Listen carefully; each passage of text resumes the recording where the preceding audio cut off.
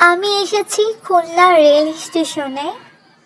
Hello everyone, আসসালামু আলাইকুম। আপনাদের মাঝে একটা ভিডিও নিয়ে হাজির হলাম, ভিডিওটা সম্পূর্ণ দেখবেন। আমি এসেছিলাম টিকিট কাটতে। ভিডিওটা অনেক দিনের, তাই আজকে আপলোড দিলাম। আমি কোরবানিদের আগে টিকিট কাটতে এসেছিলাম, খুলনাতে ছিলাম। বহুবার আমার জার্নি করা হয়েছে, খুলনা টু রাজশাহী, রাজশাহী টু খুলনা। আমি আজকে একা নই, আমার সাথে আমার বেস্ট ফ্রেন্ড আছে। আমার বেস্ট ফ্রেন্ডের সাথে আমার বহু বছর পর দেখা হয়েছে। ভিডিওতে আপনারা দেখতে পারবেন আমার বেস্ট ফ্রেন্ডকে।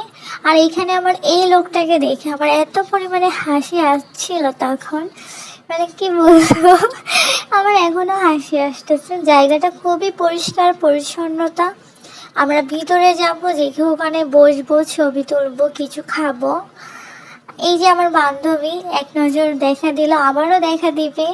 আপনারা দেখুন, থাকে না যে কিছু কিছু ফ্রেন্ডের ভিতরে খাটো লম্বা এরকম, আমি লম্বা ও খাটো। আমাদের বন্ডিংটা খুবই সুন্দর, আমাদের সুখ দুঃখের কথা বলি। এই যে আমার বেস্ট ফ্রেন্ড এখনই দেখা দেবে, এই দেখেন।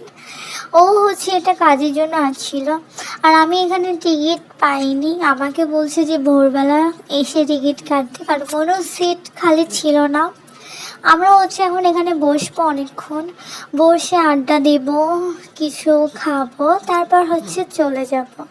যেহেতু আমার বেস্ট ফ্রেন্ডের সাথে আমার অনেক দিন পর দেখা, তার সাথে অনেক কথা আছে আমার।